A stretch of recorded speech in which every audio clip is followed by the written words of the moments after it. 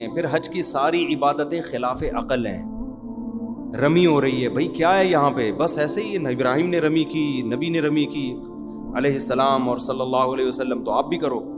لاکھوں حاجی جا رہا ہے اور ٹھک ٹھک ٹھک، ایک ایسا ایمان والا منظر ہوتا ہے نا رمی میں، اتنی اتنی سی کنکریاں لیکن رش کی وجہ سے ایسی آوازیں، ٹھک ٹھک ٹھک ٹھک ٹھک ایسے آوازیں آ رہی ہیں. یہ کیا ہو گیا؟ بس سب دیوانے ہو گئے ہیں. اللہ نے کہا چلو اب اس کو کنکری مار کے آگے بڑھو، اگلے والے کو مارو.